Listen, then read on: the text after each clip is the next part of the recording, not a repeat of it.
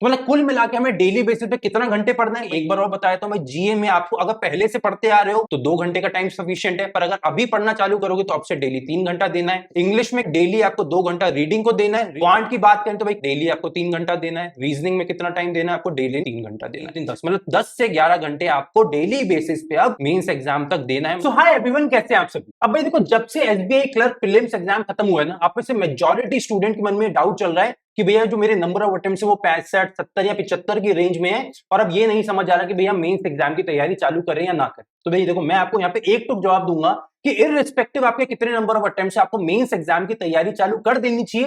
Because हाल फिलहाल में कोई भी बैंक एग्जाम तो आ नहीं रहा भाई, आरआरबी पीओ आएगा, वो भी अगला, अभी तो कैलेंडर भी नहीं आया है, तो बहुत सारा टाइम है। तो आपको मैं बोलूंगा फुल फ्लेजेड आपका फोकस अब मेंस एग्जाम के ऊपर होना चाहिए, ठीक है। बट स्टिल अगर आपको ऐसा लगता है कि भैया बिल्कुल थोड़ी क्लैरिटी नहीं मिल रही है, गुड अटेम्प्ट्स की रेंज क्या होनी चाहिए, एक्सपेक्टेड कट ऑफ कितना जा सकता है, तो भाई उसके ऊपर एक बहुत ही डिटेल्ड एनालिसिस हमने करा है। पूरे यूट्यूब का सबसे ज्यादा डिटेल्ड एनालिसिस, जहां पे 16 की 16 शिफ्ट्स को हमने कंपेयर करके एक प्रॉपर एनालिसिस करके बताया भाई कितना एक्सपेक्टेड कट ऑफ रह सकता है। आप लोग एक बार वो वीडियो देख लीजिए, आपको और ज्यादा क्लैरिटी मिल जाएगी। बट स्टिल मैं तो अभी भी ये बोलूंगा कि आपको मेंस एग्जाम की तैयारी चालू कर देनी चाहिए। भाई देखो, मेंस एग्जाम की बात करें तो भाई मेंस एग्जाम में यहाँ पे हमारे टोटल क्या क्या आता है नया नया। भाई यहाँ पे टोटल हमारे 4 सेक्शंस पूछे जाते हैं। भाई सबसे पहले आता है आपका जनरल अवेयरनेस का सेक्शन, उसके बाद आपका इंग्लिश, क्वांट और रीजनिंग, ये सारी चीजें आपकी आती हैं। तो एक एक करके सारी चीजों पे बात कर लेते हैं। भाई सबसे पहले बात करते हैं जनरल अवेयरनेस के सेक्शन के लिए, भाई इसमें हमें क्या क्या नया करना है। भाई देखो, जनरल अवेयरनेस के सेक्शन में क्या होता है, जनरली आप जब भी लोगों से पूछेंगे ना, भाई कोई आपको बोलेगा 6 महीने का जनरल अवेयरनेस कर लो, कोई बोलेगा 8 महीने का कर लो। भाई मैं अभी बोल रहा हूं ऐसा कुछ भी करने की जरूरत नहीं है। भाई मैंने पिछले 1 डेढ़ साल के सारे बैंक एग्जाम को एनालाइज करके देख लिया भाई, फिर चाहे वो पीओ लेवल का हो या क्लर्क लेवल का हो। भाई अभी हाल फिलहाल में बैंक एग्जामिनर का जो प्रॉपर फोकस है भाई वो रहता है पिछले 4 महीनों के ऊपर, और इन 4 महीनों को भी आपको 2 अलग अलग पार्ट्स में डिवाइड करना है, लेटेस्ट वाले 2 महीने और इसके पिछले वाले 2 महीने, ठीक है। भाई फॉर एग्जाम्पल हम मानते हैं कि भाई हमारा एग्जाम अभी फरवरी 2024 में होने वाला है, ठीक है, और फरवरी के लास्ट में होगा, मतलब आखिरी हफ्ते में होगा। तो हम क्या करेंगे, सबसे पहले आखिरी के 2 महीने पढ़ेंगे। मतलब मेन फोकस मेरा क्या रहेगा, जनवरी प्लस फरवरी प्लस हाफ ऑफ दिसंबर, इन 3 चीजों पे मेरा पहला फोकस रहेगा। और उसके बाद मेरा फोकस रहेगा नवंबर प्लस अक्टूबर। भाई ये 4-5 महीने में सबसे पहले कवर करूंगा, और इसके बाद अगर मेरे पास टाइम बच जाता है भाई तब मैं पीछे जाऊंगा सितंबर में, उसके बाद में अगस्त पे जाऊंगा। बट उसके पीछे वाले जो, ऐसा नहीं है कि उसके पीछे का पूछा नहीं जाता है। भाई पूछा तो हो सकता है करंट अफेयर्स 2022 का ही पूछ लिया जाए, पर 2022 का हम करंट अफेयर्स पढ़ तो नहीं सकते ना। भाई उसको पढ़ना तो मैं अगर बोलूंगा या 2021 का करंट अफेयर्स पढ़ लो तो बेवकूफी होगी। तो एनालिसिस के बाद हमें क्या समझ आया कि भाई मेन फोकस आपको रखना है पहले 4-4.5 महीनों के ऊपर, और उसके बाद भाई सबसे पहले अगर हम ये डिटेल में कवर कर लेते हैं और फिर हमारे पास टाइम बचता है, फिर हम जाएंगे 5वें महीने पे या 6ठे महीने पे। समझ आ गई। मतलब फॉर एग्जांपल फिर से समझा देता हूं, यहाँ पे हमारा फरवरी के लास्ट हफ्ते में हमारा एग्जाम होने वाला है। तो सबसे पहले हमारा क्या कवर करेंगे, भाई अभी जनवरी का महीना चल रहा है, सबसे पहले हम उठा लेंगे दिसंबर का महीना। दिसंबर के महीने को प्रॉपर डिटेल में पढ़ेंगे, हर एक चीज पीडीएफ से पढ़ेंगे, मंथली या वीकली पीडीएफ से, डेली पीडीएफ से नहीं पढ़ेंगे। इसके बाद जब हम दिसंबर खत्म करेंगे तो हमारा टाइम हो जाएगा, तब तक हमारी जनवरी की पीडीएफ आ जाएगी, फिर हम जनवरी वाला करेंगे, फिर वो फरवरी वाला वीकली से कवर करेंगे, ठीक है। ये जब 3 सेक्शन हो जाएंगे, ये 3 महीने हो जाएंगे, इसके बाद हम जाएंगे नवंबर अक्टूबर में, इनको कवर करेंगे बहुत डिटेल में, और फाइनली अगर आखिरी का फिर हमारे पास समय बच जाता है तो हम करेंगे सितंबर और अक्टूबर। अब आपका अगला क्वेश्चन होगा कि भैया डिटेल में पढ़ने का तो समय ही कहां है, भाई आप मोटा मोटा हमारे पास 1 सवा महीना रह गया, इतने में हम इतने सारे महीने कैसे कवर करेंगे। तो भाई सबसे पहली बात मैं आपको बता दूं कि पूरा का पूरा पीडीएफ पढ़ने की जरूरत कभी होती ही नहीं है। उसमें बहुत ही सिलेक्टिव चीजें आपको पढ़नी है, और बहुत सारी चीजें वो भी होती है जिनको बिल्कुल पूरी तरीके से छोड़ के जा सकते हैं। भाई इसके ऊपर एक बहुत ही डिटेल्ड वीडियो मैंने करा है, जहां पे आपको मैंने बताया कि किन किन सेक्शंस को आपको छोड़ना है और किन किन सेक्शंस के ऊपर प्रॉपर ज्यादा फोकस करते हुए बैंक एग्जाम की तैयारी करनी है। एक बार उस वीडियो को देख लेना, आपको बहुत सारी क्लैरिटी यहां पे मिल जाएगी, ठीक है। अब यहां तक हमारी बात हो गई। अच्छा, पीडीएफ सोर्सेज या वीडियो सोर्सेज आपको क्या फॉलो करने हैं, तो देखो सबसे पहले आपको यहां पे बता देता हूं, आपको एक पीडीएफ सोर्स फॉलो करना है और एक ही वीडियो सोर्स फॉलो करना है। एक से ज्यादा ना तो वीडियो सोर्स फॉलो करना है और ना ही एक से ज्यादा पीडीएफ सोर्स फॉलो करना है, ठीक है। अब देखो पीडीएफ सोर्स की अगर बात करें तो ये सब क्लीन करके मैं आपको बताया तो भाई पीडीएफ सोर्स में 2 ही सोर्सेज आपको बता रहा हूं, जो पसंद आए वो ले लेना। भाई सबसे पहला सोर्स है अफेयर्स क्लाउड। भाई अफेयर्स क्लाउड को हम बोलते हैं बाप ऑफ करंट अफेयर्स, बिकॉज इससे ज्यादा डिटेल करंट अफेयर्स हमें कहीं नहीं मिलता।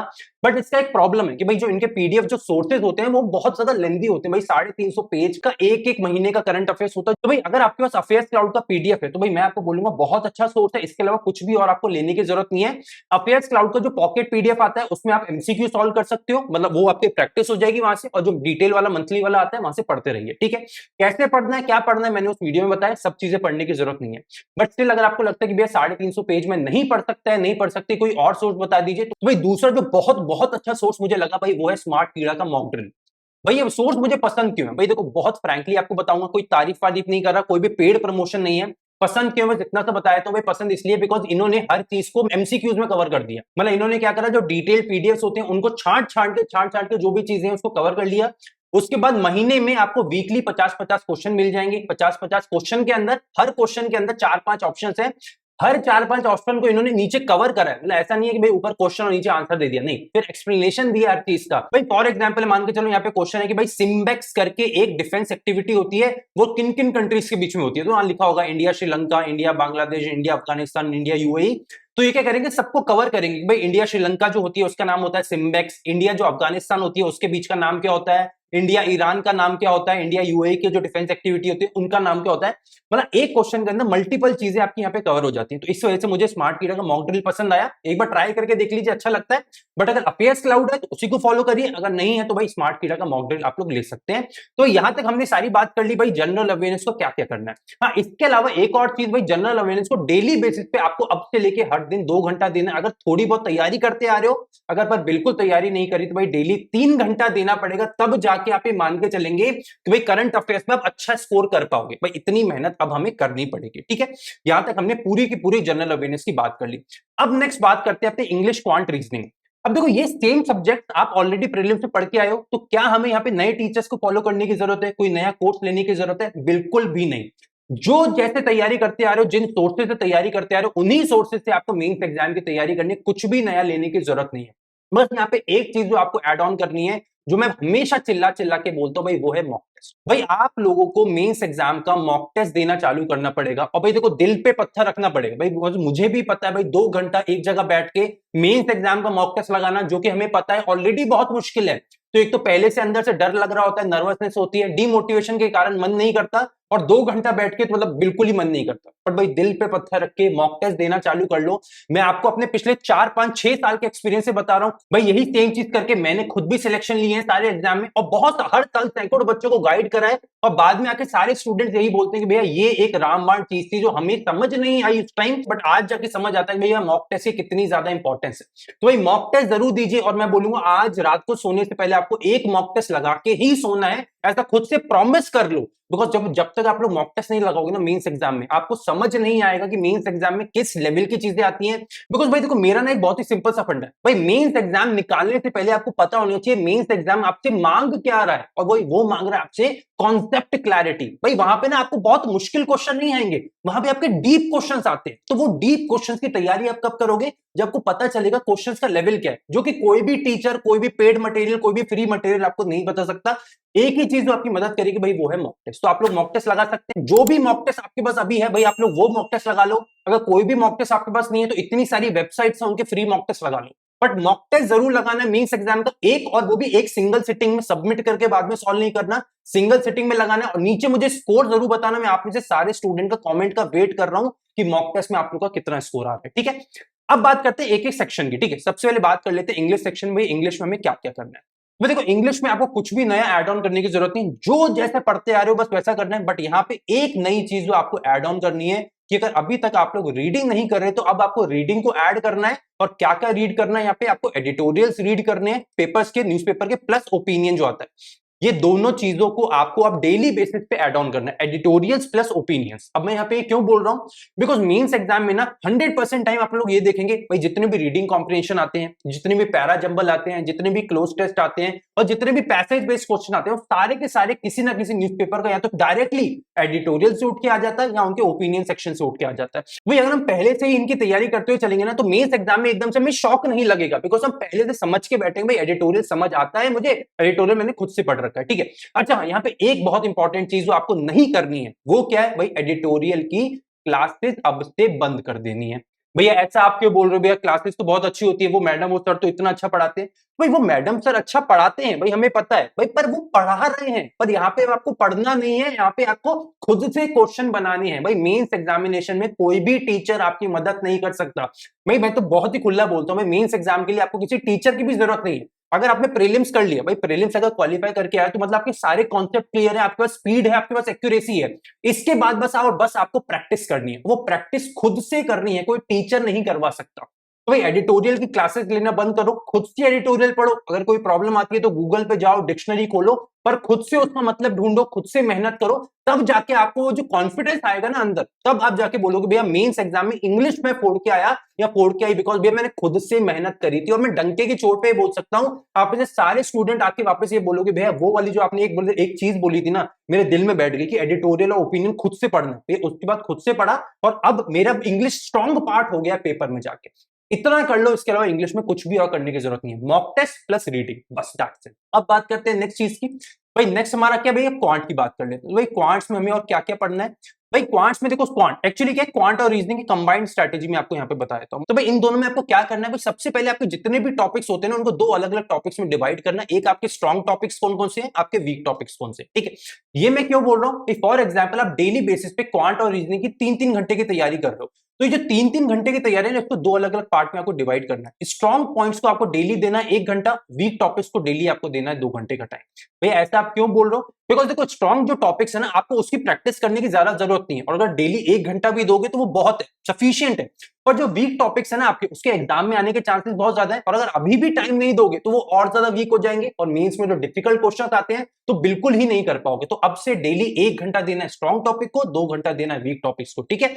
फॉर एग्जाम्पल हम मान के चलते हैं क्वांट्स। भाई क्वांट्स में मान के चलो आपने अभी तक परम्यूटेशन कॉम्बिनेशन टॉपिक नहीं छुआ या मेंसुरेशन टॉपिक नहीं छुआ, तो आप क्या करना है, डेली बेसिस पे 2 घंटा जो भी किताब पढ़ रहे हो, जो भी किसी पीडीएफ सोर्स से पढ़ रहे हो, जो भी कर रहे हो, पर उससे डायरेक्टली उठाओ, इनको पढ़ना चालू करो। पहले इनके कॉन्सेप्ट बिल्डिंग करो, 1-2 दिन का समय दो, अकेले कॉन्सेप्ट समझो, फिर उसके बाद धड़ल्ले से इनकी डेली प्रैक्टिस करनी चालू करो। जो भी वीक टॉपिक है, फॉर एग्जाम्पल लगता है कि भैया डीआई में मुझे वो कॉन्सेप्ट समझ नहीं आता, तो उसकी और ज्यादा प्रैक्टिस करनी चालू कर दो, ठीक है। तो डेली बेसिस पे 2 घंटा वीक टॉपिक, 1 घंटा स्ट्रॉन्ग टॉपिक, इतना हो गया। इसके अलावा और क्या करेंगे, भाई जितने भी आपके स्ट्रॉन्ग टॉपिक्स है, इस स्ट्रॉन्ग टॉपिक में जो 1 घंटा होगा, यहाँ पे एक भी स्टूडेंट कोई क्लास नहीं लेगा। भाई यहाँ पे आप लोग बस और बस प्रैक्टिस करेंगे।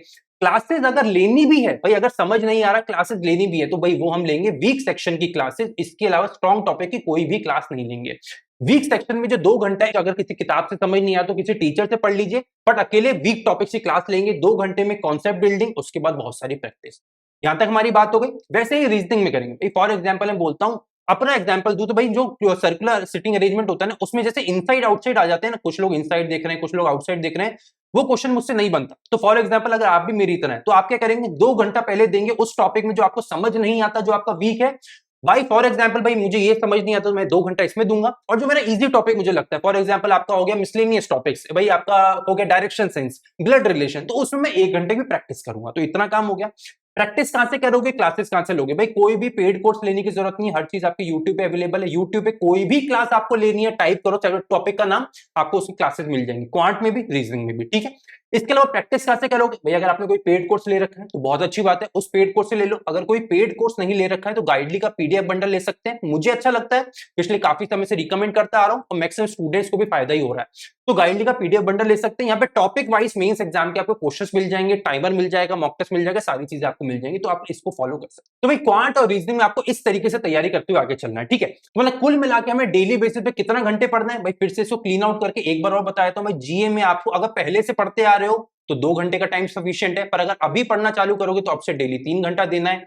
इंग्लिश में क्या करना है, भाई इंग्लिश में डेली आपको 2 घंटा रीडिंग को देना है, रीडिंग प्लस अगर आपको ग्रामर बिल्कुल नहीं आती तो आधा पौना घंटा, उससे ज्यादा नहीं, 30 से 40 मिनट आपको ग्रामर देना है 2 घंटे में से, बाकी 1-1.5 घंटा बहुत बहुत डीप आपको रीडिंग करनी है। क्वांट की बात करें तो भाई क्वांट में कितना करना है, डेली आपको 3 घंटा देना है। रीजनिंग में कितना टाइम देना है आपको, डेली 3 घंटा देना है। मतलब ऑल इन ऑल कितना हो गया, 3-3-6-3-9-2-11, या फिर 2-2-4 और 3-3-10, मतलब 10 से 11 घंटे आपको डेली बेसिस पे अब मेंस एग्जाम तक देना है। मतलब अगले 1-1.5 महीना आप मान के चलो बस और बस हमें पढ़ाई करनी है, इसके अलावा कुछ भी और नहीं करना।